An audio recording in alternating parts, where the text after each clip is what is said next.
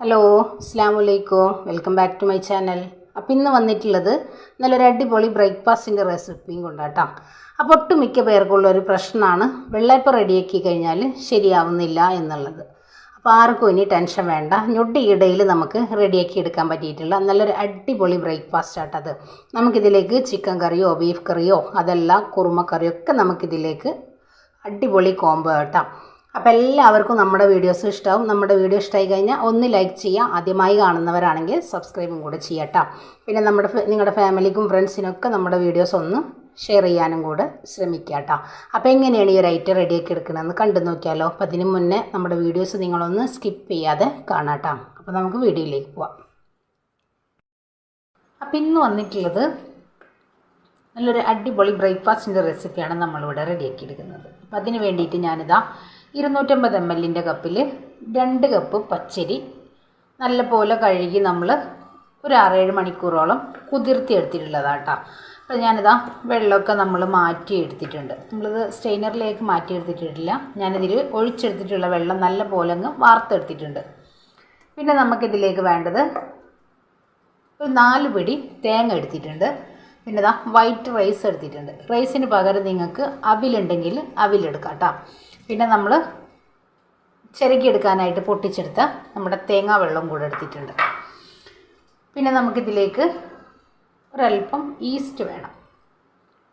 അപ്പം നമുക്കിത് മിക്സിയുടെ ജാറിലേക്ക് ഇട്ടിട്ട് നല്ലപോലെ ഒന്ന് അരച്ചെടുക്കാം. അപ്പം നമ്മളിവിടെ എടുത്തിട്ടുള്ള പച്ചരി റേഷൻ കടയിൽ നിന്ന് വാങ്ങിച്ചെടുക്കുന്നതാട്ടോ. അപ്പോൾ നമ്മൾ ഇഡ്ഡലി റൈസോ ഒന്നല്ല കേട്ടോ എടുത്തിട്ടുള്ളത്, സാധാരണ നമ്മുടെ റേഷൻ കടയിലത്തെ പച്ചരി വെച്ചിട്ടാണ് നമ്മൾ ഈ ഒരു ഐറ്റം റെഡിയാക്കി എടുക്കുന്നത്. അപ്പം നമുക്കിത് 2 ബാച്ചായിട്ട് നമുക്ക് അരച്ചെടുക്കാം.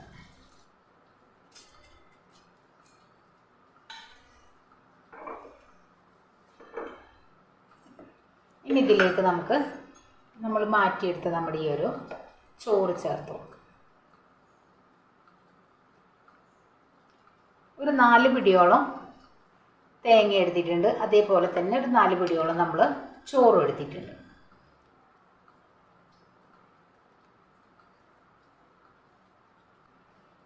ഇനി ഇതിലേക്ക് നമ്മൾ മാറ്റിയെടുത്ത നമ്മുടെ ഈ ഒരു തേങ്ങാ വെള്ളം കൂടെ ഒഴിക്കാം.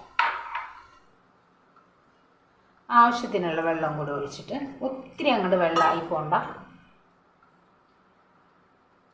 നമ്മുടെ റൈസിൻ്റെ കറക്റ്റ് ലെവലിൽ നമ്മൾ വെള്ളം ഒഴിച്ച് നമുക്കൊന്ന് അരച്ചെടുക്കാം.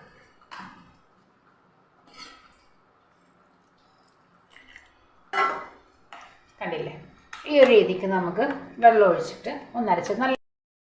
അപ്പോൾ ഇതാ നമ്മുടെ ഈ ഒരു അരിയുടെ മീതക്ക് നമ്മൾ വെള്ളം വരാത്ത രീതിയിൽ നമ്മൾ ഒഴിച്ചെടുത്തിട്ടുണ്ട്. പിന്നെ നമുക്ക് വേണ്ടത് ഇൻസ്റ്റൻറ്റ് ഈസ്റ്റ് ആട്ടാ.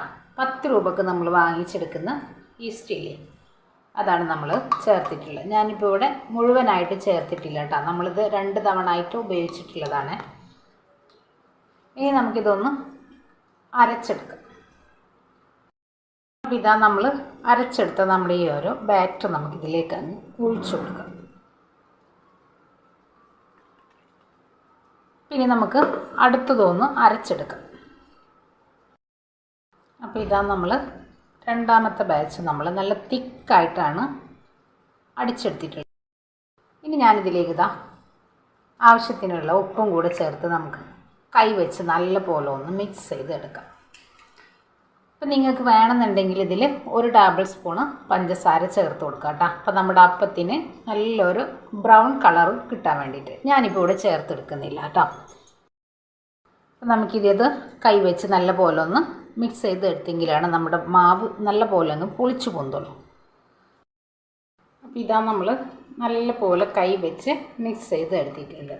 ഇനി നമുക്കിതൊന്ന് മൂടി വെച്ച് നാളെ രാവിലെ നമുക്ക് അപ്പം റെഡിയാക്കി എടുക്കാം. അപ്പോൾ ഇതാ നമ്മൾ അടിച്ചു വെച്ച മാവ് നല്ല പോലെ പതഞ്ഞ് പൊന്തി വന്നിട്ടുണ്ട്, കണ്ടില്ലേ. പിന്നെ നമുക്കിത് അപ്പം റെഡിയാക്കി എടുക്കാം. നോൺ സ്റ്റിക്കിൻ്റെ ഒരു ചീനച്ചട്ടിയാണ് ഞാൻ വെച്ചിട്ടുള്ളത് കേട്ടോ. അപ്പച്ചട്ടി ഉള്ളവർക്ക് അപ്പച്ചട്ടി എടുത്താൽ മതി. 2 തവി മാവ് ഒഴിച്ച് കൊടുക്കാം.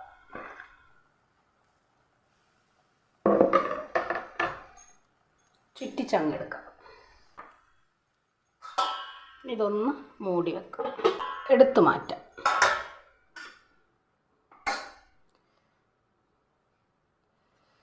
കണ്ടില്ലേ, നല്ല ചൂടാണ്. നമ്മുടെ പെർഫെക്റ്റ് ആയിട്ടുള്ള വെള്ളയപ്പം ഇവിടെ റെഡി ആയിട്ടുണ്ട്. അപ്പോൾ ഇതാ നമ്മുടെ അടിപൊളിയായിട്ടുള്ള വെള്ളയപ്പം ഇവിടെ റെഡിയാക്കി എടുത്തിട്ടുണ്ട്. കണ്ടില്ലേ, നല്ല സോഫ്റ്റ് ആട്ടോ.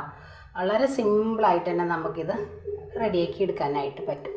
അപ്പോൾ എല്ലാവരും ട്രൈ ചെയ്ത് നോക്കി ഫീഡ്ബാക്കും കൂടെ അറിയിക്കാം കേട്ടോ. അപ്പോൾ ഇൻഷാ അല്ലാഹ് നാളെ മറ്റൊരു വീഡിയോ കാണുന്നവരെ അസ്സലാമു അലൈക്കും.